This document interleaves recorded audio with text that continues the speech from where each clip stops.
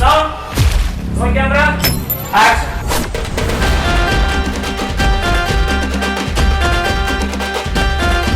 நாணயம் வாகை சூடவா இப்போ விடாமுயற்சி நீ கடந்து வந்த பாதைகள் அப்படின்னா நிறைய ஸ்ட்ரகிள் இருக்கு. ஒரு சினிமாட்டோகிராஃபராக எய்மோட தான் இதே ரோட்டில் தான் சுற்றிட்டு இருந்துறாயின் பேனர். நம்மளோட ஃபில்மோட பேனர் இங்கே வருமா அப்படியெல்லாம் இமேஜின் பண்ணி பார்ப்போம். ஆரம் வாகை சூடவா அந்த மாதிரியான ஃபிலிம்ஸ் ரேராக தான் அந்த மாதிரி ஆப்பர்ச்சுனிட்டிஸ் கிடைக்குது. ஒரு நடிகராக தனுஷ் பார்த்துருப்பீங்க, ஒரு டிரெக்டராக எப்படி சார்?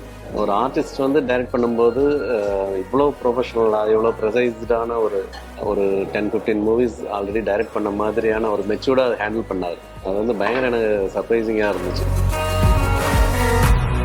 ராயன் 2 அவருக்கெல்லாம் ஐடியா இருக்குது சார். ஏதாவது ஒரு மூவியில் நீங்கள் ரொம்ப இன்ட்ரெஸ்டடாக லவ் பண்ணி ஒரு சில ஃப்ரேம்லாம் எடுத்து கொடுத்துருப்பீங்க, பட் அது எடிட்டிங் டேபிளில் அந்த சீன்லாம் இது தேவைன்னு சொல்லி தூக்கியிருப்பாங்க. அந்த மாதிரி சம்பவம் அது நடந்திருக்கு. அதே மாதிரி சிங்கிள் ஷாட்டெல்லாம் எடுத்திருப்போம். ஒரு 2-3 ஹவர்ஸ் ஸ்பெண்ட் பண்ணியிருப்போம். அதெல்லாம் வந்து 10 மினிட்ஸில் அந்த ஷாட் எடுத்து போயிருக்கோம்.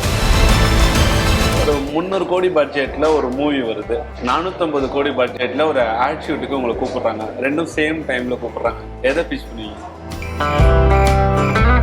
நடிகர் அஜித் சினிமா தாண்டி வேற ஏதாவது டிஸ்கஷன் பண்றதா இருந்தாங்கன்னா பேசுவாங்க சார்? எல்லாம் வேர்ல்டு மேட்டர்ஸ் எல்லாமே பேசுவார், பாலிடிக்ஸ் எல்லாமே. விடாமுயற்சி எப்படி சார் போச்சு?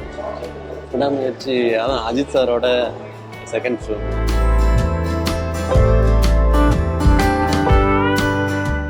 புதிய தலைமுறை நேயர்களுக்கு வணக்கம். ஸ்டாரும் ஒரு நிகழ்ச்சிக்கு உங்களை வரவேற்பது நான் பாலாஜி.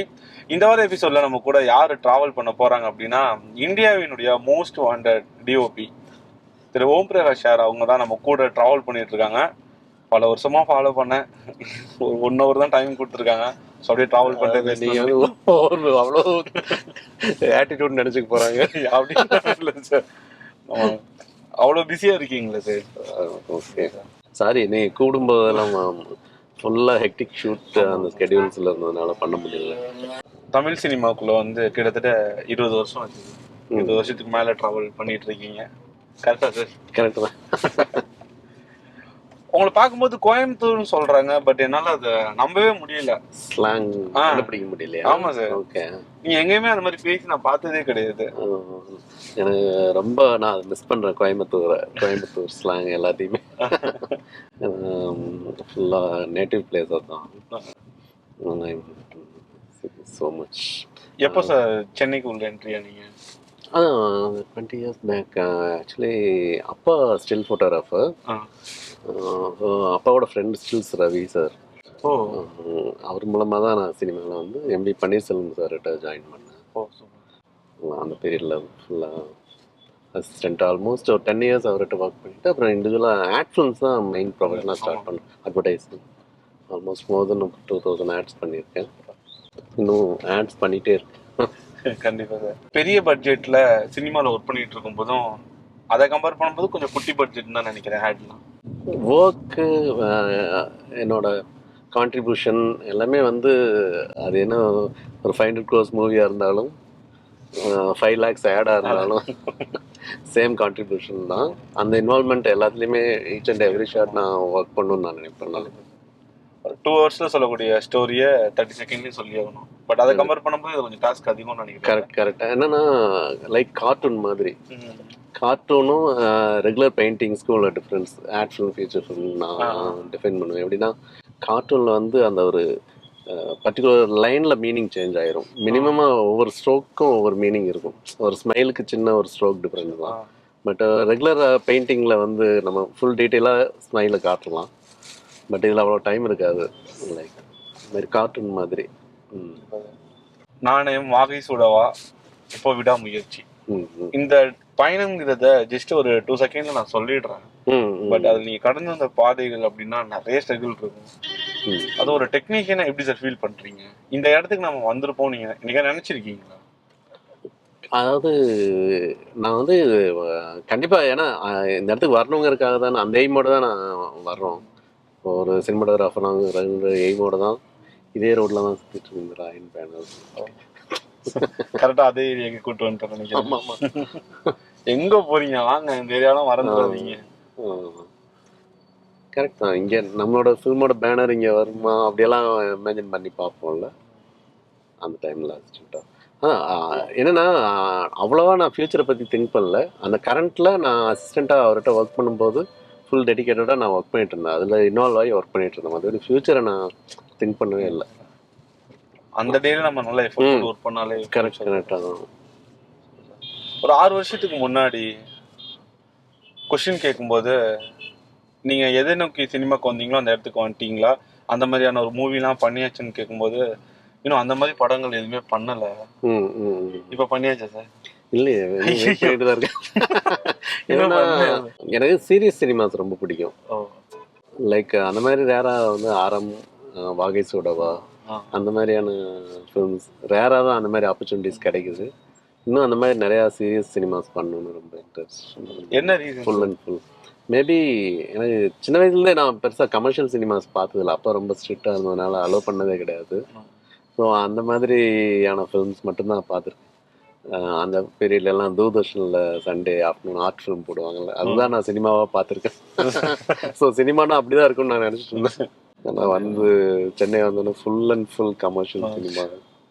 டெய்லி பாம் பிளாஸ்ட், 1000 பேர் க்ரௌடு, அப்படிதான் எக்ஸ்பீரியன்ஸ். என்னோட ஷூட்டிங் எக்ஸ்பீரியன்ஸ். டோட்டலாக இன்னொரு சினிமா வேர்ல்டே இருக்குன்னு நீங்கள் வந்ததுக்கு அப்புறம் தான் தெரிஞ்சது.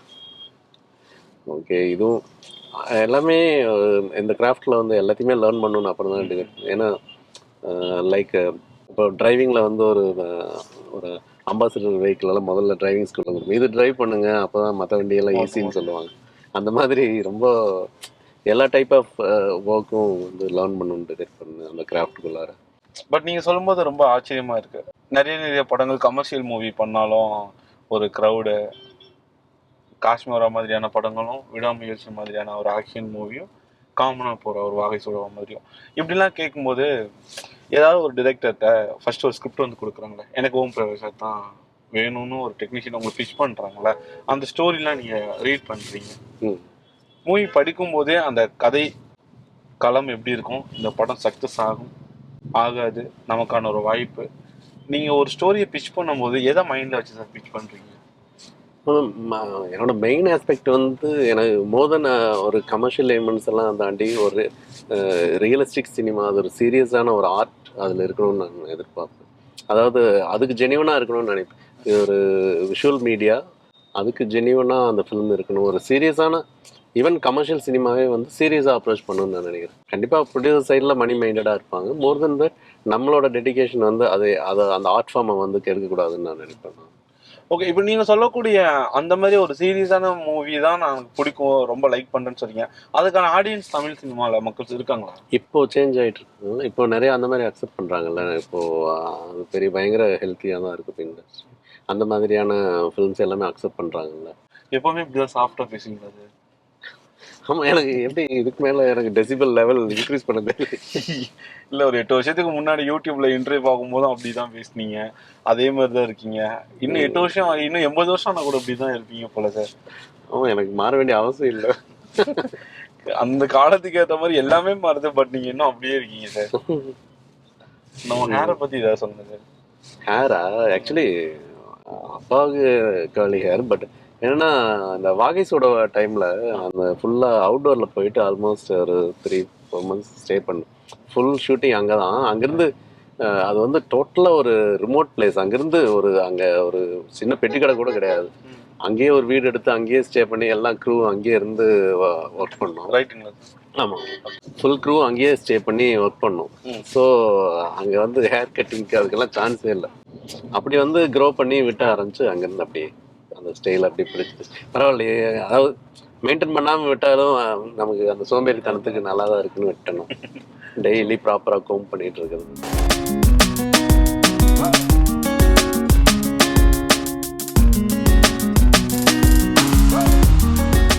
ஆல்மோஸ்ட் ஒரு 10 வருஷம் நினைக்கிறேன் தனுஷ் சாரோடைய நண்பராகி. அதுக்கு முன்னாடி நீங்க நண்பராக இருந்தீங்களா என்னன்னு தெரியல. 2014 அநேகன் ஃபிலிம்ல இருந்து தான் ஒர்க் பண்றேன் அவரோட. அப்போதான் அவருடைய ஃப்ரெண்ட்ஷிப் கிடைச்சது. அதுக்கு முன்னாடி இல்லை அப்போதான் ஃபர்ஸ்ட் ஃபிலிம் கேவி ஆனந்த் சாரோட அநேகன் ஒர்க் பண்ணோம். அந்த ஃபிலிமுக்கு அப்புறம் தான் கண்டினியூஸாக ஒர்க் பண்ண ஆரம்பிச்சோம். அநேகன்ல தனுஷ் மீட் பண்ணியிருப்பீங்களா? அப்போ இருந்த தனுஷ்க்கும் இப்போ இருக்க ராயன் ம் அவரோட வளர்ச்சி டெடிகேஷன் எப்படி சார் இருக்கு? அதாவது growth பயங்கரமா டெவலப் ஆயிட்டு மீன்ஸ் என்னன்னா நான் சொல்றது அப்பவுமே ஒரு டேலண்டட் பர்சன் தான். பெர்ஃபார்மன்ஸ் எல்லாமே சூப்பர்வா அப்போ இருந்து பயங்கரமா நான் அப்சர்வ் பண்றேன். அவர் பண்ற டிஃப்ரெண்ட் ஸ்டைல் ஆஃப் மூவிஸ் வந்து இப்போ பயங்கரமா டிஃப்ரெண்டா நிறைய ட்ரை பண்றாரு. அப்ப பார்த்ததுக்கும் இப்ப பார்த்ததுக்கும் ஒரு நடிகரா தனுஷை பார்த்திருப்பீங்க, ஒரு டிரெக்டரா எப்படி சார்?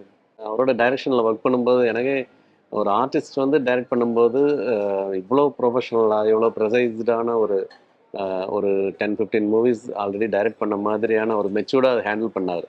அது வந்து பயங்கர எனக்கு சர்ப்ரைசிங்காக இருந்துச்சு. நான் அவர்கிட்டே சொன்னேன், நான் இந்த மாதிரி இவ்வளோ ப்ரொஃபஷனலாக நான் எக்ஸ்பெக்ட் பண்ணலன்னு நான் சொல்லிட்டு இருந்தேன். மீன்ஸ் அவ்வளோ டெடிக்கேட்டடாக அதுவும் கிளியராக என்ன வாட் ஹி வாண்ட்ஸ் ப்ரெசைஸ்டாக ஒர்க் பண்ணுறாரு.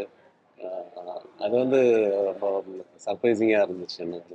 தனுஷ் அப்படின்னாலே ஓம் பிரகாஷ் இருக்காரு. ஓம் பிரகாஷ் ஒரு படம் பண்ண போறாரு அப்படின்னாலே தனுஷ் படமா அந்த மாதிரியான ஒரு இடத்துக்கு நீங்க 2 பேரும் டிராவல் போயிட்டு இருக்கீங்க. உங்களுடைய படம் இல்லாம மற்றொரு வேற ஒரு ஒளிப்பதிவாளர் மூவில போயிட்டு இருக்கும்போது நீங்க ஒரு சின்ன சஜஷனா சொல்லுவீங்களா? அவர் எப்படி சார் ஃபர்ஸ்ட் கூப்பிடுவீங்க? நான் பிரதர்னு தான் கூப்பிடுவேன். ஏன்னா அந்த அளவுக்கு ரொம்ப க்ளோஸா நான் ஃபீல் பண்றதுனால பர்சனலா கூப்பிடும்போது பிரதர்னு தான் கூப்பிடுவேன். மற்றபடி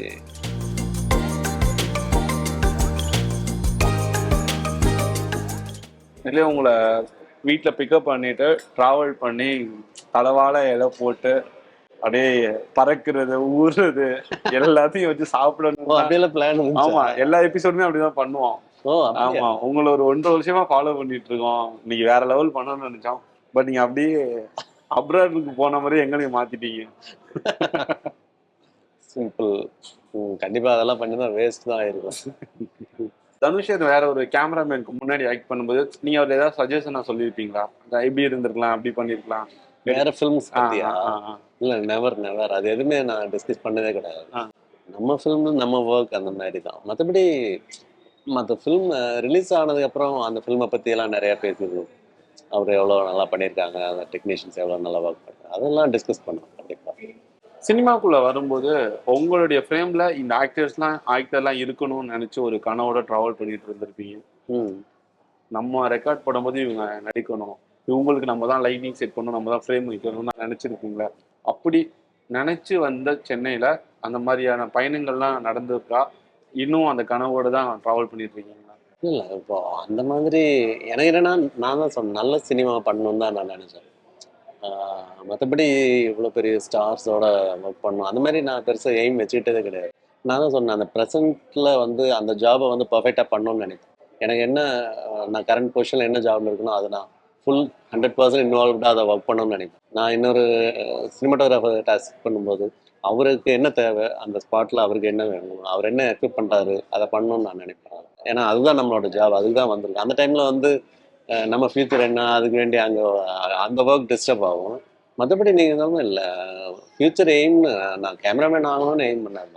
மற்றபடி இவ்வளோ அந்த ஸ்டாரோட ஒர்க் பண்ணணும் இந்த ஸ்டார் அப்படி என்னை பொறுத்தவரைக்கும் நல்ல சினிமா பண்ணணும்னு இதுதான் என்னோட மெயின் எய்மாக. இன்னும் அந்த கனவருக்கு இன்னும் நல்ல சினிமா கண்டிப்பாக பண்ணணும். பண்ணுறதெல்லாமே நல்லபடியாக தான் பண்ணிட்டு இருக்கோம், ட்ரை பண்ணிட்டு இருக்கோம். இன்னும் நிறையா பண்ணணும். பொதுவாகவே ஒரு கேமராமேன், மியூசிக் டைரக்டர், ப்ரொடியூசர் யாரா இருந்தாலுமே ஒரு 15-20 வருஷத்துக்கு மேல டிராவல் பண்ணிட்டாலே நம்ம ஏதாவது மூவி டைரக்ஷன் பண்ணணும், இவங்கள வச்சு பண்ணணும் அப்படின்னு நினைப்பாங்களே. பட் உங்களுக்கு இதெல்லாம் கேட்கும்போது நான் இன்னும் நல்ல சினிமா தான் பண்ணணும்னு சொல்றீங்க. பட் இன்னும் தமிழ் சினிமா இப்படிலாம் வளரணும்னு நினைக்கிறீங்க. 20 வருஷத்துக்கு முன்னாடி இருந்த தமிழ் சினிமா இப்போ எப்படி சார் இருக்கு? இப்போ கம்பேரிட்டிவ்லி வந்து அந்த கமர்ஷியல் மோட்லேருந்து நல்லா டிராஸ்டிக்காக சேஞ்ச் ஆகி இப்போ நிறையா சீரியஸ் சப்ஜெக்ட்ஸ் எல்லாம் ஹேண்டில் பண்ண ஆரம்பிச்சிட்டாங்க. கண்டிப்பாக இப்போ நல்லா ஹெல்த்தியாக நிறைய டிஃப்ரெண்ட் ஜானர்ஸ் ட்ரை பண்ணுறாங்க.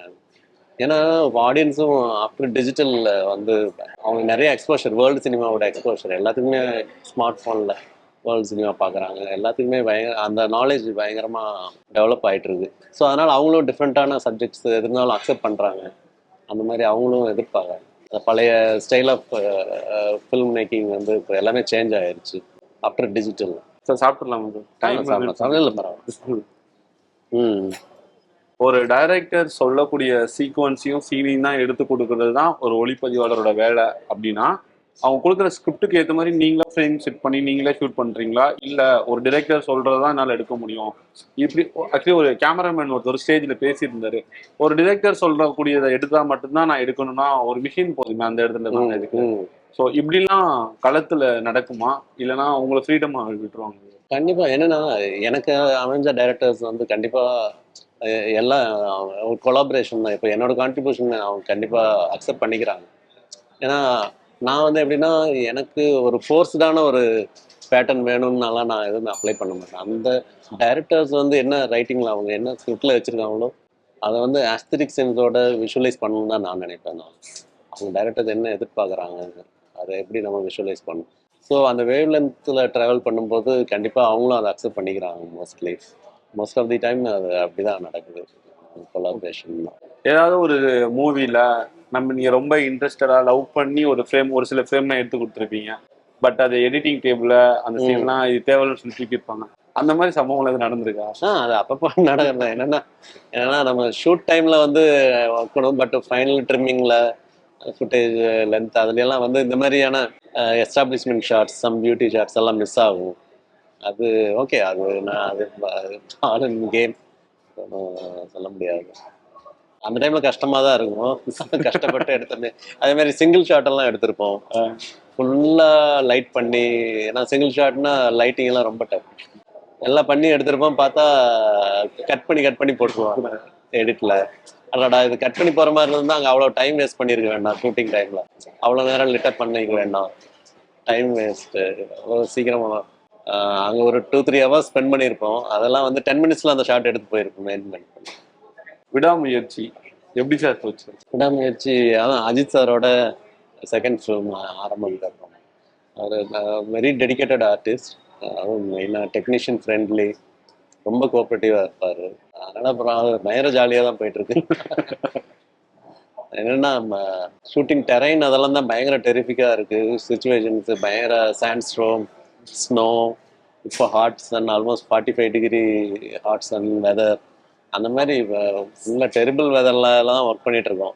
நீங்க அவருக்கு ஃப்ரேம் வைக்க போனா அவரே நமக்கு கேமரா வாங்கி நமக்கு ஃப்ரேம் வச்சுட்டு இருக்காரு. அவர் ஃபோட்டோகிராஃபி இன்ட்ரெஸ்ட், அதனால அப்பப்போ அவர் கேமரா வச்சு ஏதாவது ஷூட் பண்ணிட்டு இருப்பார். அதான் இப்போ கூட இடையில சொன்னேன், சார் நீங்க இப்போ ஃப்ரேம் பண்ண ஆரம்பிச்சு, இப்போ எனக்கு ஃப்ரேம் பண்றதுக்கு யாருக்கு ஏதாவது கிண்டல் பண்ணுவீங்களா அப்படின்னு.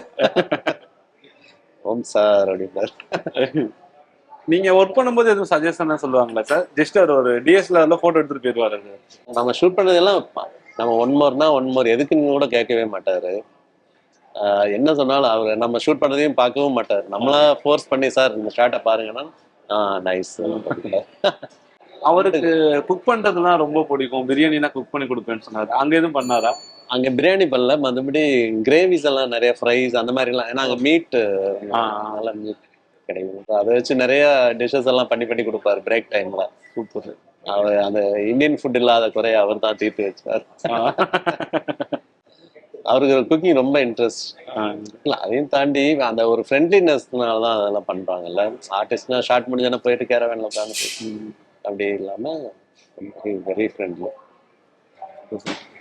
இது வரைக்கும் இந்த 20 வருஷம் சினிமால இந்த மூவில ஒர்க் பண்ண ஒரு சீன் என் வாழ்க்கையில மறக்கவே முடியாத ஒரு நாளா இருந்துச்சு அப்படின்னு இது இருக்கா சார்? ஏன்னா அந்த மாதிரி ஃபிலிம்ஸா சொல்லலாம். இப்போ எனக்கு வாகைஸோட அறம், அதாவது வந்துட்டு மற்ற ஃபிலிம்ஸ்ல பர்டிகுலர் சீன்ஸ்லாம் அந்த மாதிரி இன்ட்ரெஸ்டிங்காக இருந்திருக்கும். அது மாதிரி இப்போ ராயன் வந்து எனக்கு ஆஃப்டர் வந்து ஒரு, ஏன்னா டிஃப்ரெண்ட்டான ஒரு லைட்டிங் அப்ரோச் இதெல்லாம் வந்து அப்ளை பண்ணுறதுக்கு ஒரு ஆப்பர்ச்சுனிட்டி. அந்த வகையில் I should thank to director Dhanush அவர். எந்த மாதிரி சீன் ஷூட் பண்ணும்போது ரொம்ப கஷ்டமா இருக்கும்? கஷ்டம்னு நினச்சிருந்தா இந்த ப்ரொஃபஷனில் இருக்கவே முடியாது. நான் இதை வந்து ஒரு பேஷனாக இன்ட்ரெஸ்டாக அந்த இன்வால்மெண்ட்டோடு இருக்கிறதுனால தான் என்னால் இல்லை. கஷ்டம் மீன்ஸ் கஷ்டமாக இருக்கிறதுக்கு அதான் நான் சொன்னேன். இப்போ ஒன்றும் இல்லை, அந்த விடாமுயற்சி ஷூட் பண்ணிட்டு இருக்கோம், அந்த டெரைன் எல்லாமே டெரிபிக்காக, யாருமே நிற்கவே முடியாது. அந்த மாதிரியான ஒரு டெரிபிக்கான கண்டிஷன்ல வந்து அதை பண்றோம்னா அது அந்த ப்ரொஃபஷன். அஜித் குமாருக்கு மங்காத்தா 50வது படமா அமைஞ்சது, விஜய் சேதுபதிக்கு மகாராஜா 50வது படமா நடந்தது, தனுஷ்க்கு ராயன் ஒரு 50வது படமா நல்ல ஹிட்டா போய்கிட்டு இருக்கு. மியூசிக்கா ஏஆர் ரஹ்மான் ஸ்கோர் பண்ணிட்டாரு, ஒளிப்பதிவாளரா நீங்க ஸ்கோர் பண்ணிட்டீங்க. அவருடைய கேரியர்ல ஒரு 50வது படத்துல நம்ம இருக்கோங்கிறது எந்த அளவுக்கு சொல்ற ஹாப்பினஸ் இருக்கு? எனக்கு ஜென்ரலாகவே என்னன்னா எவ்வளோ பெரிய டபுள் நேஷனல் அவார்டு வாங்கின ஹீரோ, எவ்வளோ பெரிய டைரக்டர்ஸோடலாம் ஒர்க் பண்ண ஒரு ஹீரோ, அவர் ஒரு ஃபிலிம் டைரக்ட் பண்ணுறாரு, அவருக்கு ஒரு டைரக்ஷன் இன்ட்ரெஸ்ட் வருதுனாலே அதுவே எனக்கு வந்து பயங்கர ஒரு எனக்கு முதல்ல சேலஞ்சிங்காக இருந்துச்சு. என்ன கமிட் பண்ணுறாருன்னு போதே எனக்கு ரெஸ்பான்சிபிலிட்டிஸ் இன்னும் அதிகம். ஏன்னா அவர் வந்து இவ்வளோ டைரக்டர்ஸோட ஒர்க் பண்ண எக்ஸ்பீரியன்ஸ் எல்லாமே வந்து அப்ளை பண்ணுவார், அவரோட எக்ஸ்பீரியன்ஸ் எல்லாமே. அப்படி இருக்கும்போது அந்த ஃபோட்டோகிராஃபி எல்லாமே வந்து அந்த அளவுக்கு அந்த பார் எக்ஸலன்ஸில் இருக்கணும் அவர் எக்ஸ்பெக்ட் பண்ணுறத. அந்த மாதிரி எனக்கு ஒரு சேலஞ்சிங்கான ஒரு இதுதான் இருந்துச்சு. கண்டிப்பாக அதை ஃபுல்ஃபில் பண்ணணும் அப்படின்னு நான் நினைப்பேன். நான் ஒரு சில பேர் தான் சொல்றேன், அவங்கள பத்தின ஷார்ட்டா உங்களே சாப்பிட்றான்னு நினைக்கிறது. அப்படி